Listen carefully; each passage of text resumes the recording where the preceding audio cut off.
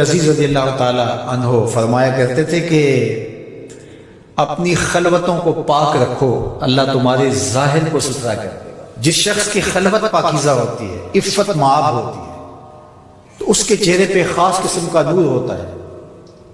جو راتوں کی تنہائیوں میں اٹھ کے عبادت کرتا ہے اور اللہ کے حضور وہ الہا زاری کرتا ہے، تو دن چڑھے اس کے چہرے کے اوپر اللہ تعالیٰ ایک خاص نور پیدا کرتا ہے، جس سے لوگوں کو سرور ملتا ہے اور لوگوں کے دل میں اس کے لیے محبت پیدا ہوتی ہے۔ اور جو تنہائیوں میں جرم کرتا ہے، گناہ کرتا ہے، اور لوگوں کی نظر میں کوئی ایسی چیز ہوتی بھی نہیں ہے، تو لوگوں کے دل میں اس کے لیے نفرت پیدا کر دی جاتی ہے، لوگ اس سے دور ہٹنا شروع ہو جاتے ہیں۔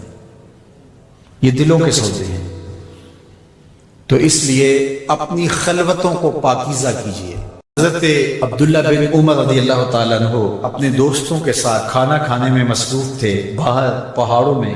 آج بھی عرب ایسا کرتے ہیں، گھر سے کھانا تیار کیا اور باہر صحراؤں میں پہاڑوں میں لے کر وہاں بیٹھ کے کھانا کھاتے ہیں۔ تو کھانا کھا رہے تھے تو ایک چرواہا بکریاں لے کے گزرا، تو آپ کے دل میں اس کے لیے محبت پیدا ہوئی، تو اس کو بلا کے کہا کہ تم بھی ہمارے ساتھ بیٹھ کے 2 لقمے لے لو۔ اس نے معذرت کی۔ آپ نے پھر کہا نہیں، 2 لقمے آپ ہمارے ساتھ لے لیجئے۔ تو اس نے کہا کہ میرا روزہ ہے، میں روزے سے ہوں۔ تو حضرت عبداللہ خوش ہوئے کہ سخت گرمی اور سارا دن دھوپ میں بکریوں کے پیچھے روزہ رکھا ہوا ہے۔ آپ نے کہا کہ اگر ایک بکری تو ہمیں فروخت کر دے اور ہم ذبح کر کے اس کو تیار کر لیتے ہیں اور خود بھی کھائیں گے اور آپ بھی ہمارے ساتھ افطار کر لینا۔ اس نے کہا میں ان بکریوں کا مالک نہیں ہوں، میں چرواہا ہوں، یہ میرے آقا کی بکریاں ہیں اور میں بیچنے کا مجاز نہیں ہوں۔ بہت متاثر ہوئے عبداللہ ابن عمر رضی اللہ تعالیٰ عنہ۔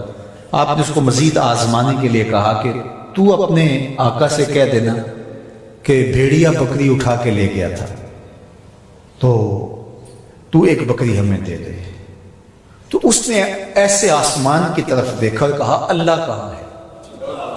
بس اس کا یہ انداز حضرت عبداللہ بن عمر کو اتنا بھا گیا، اتنا اچھا لگا کہ آپ جب یہ واقعہ سنایا کرتے تھے تو آنکھوں سے آنسو جاری ہو جاتے، اور فرماتے اس نے یوں انگلی کھڑی کی تھی اور آسمان کی طرف دیکھا تھا اور بار بار کہتا تھا اللہ کہاں ہے؟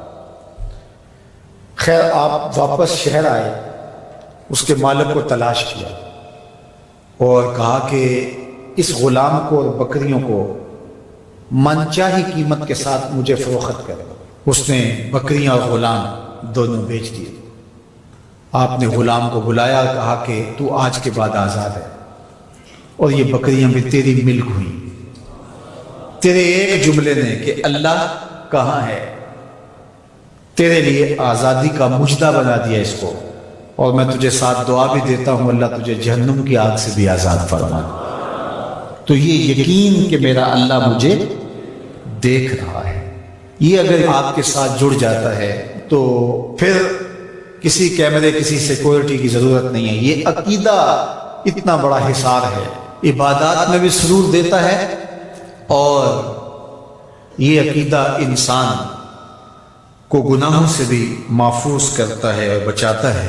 لیکن ہمارے رویے، اللہ تعالیٰ جل شانہ نے سورہ النساء کے اندر ارشاد فرمایا یستخفون من الناس ولا یستخفون من اللہ، کہ لوگوں سے تو پوشیدہ رہتے ہیں لیکن اللہ سے پوشیدہ نہیں رہتے۔ بلکہ ایک دوسرے موقع پہ ارشاد فرمایا سورہ الغافر کے اندر یعلم خائنۃ الاعین وما تخفی الصدور، جو آنکھ خیانت کرتی ہے اللہ اس کو بھی دیکھتا ہے، اور جو سینوں میں پوشیدہ ہوتا ہے اللہ اس کو بھی دیکھتا ہے۔ جو چیزیں سوچ میں پیدا ہوتی، جو بطور وسوسہ آتی، تمہارا رب اسے بھی دیکھ رہا ہوتا۔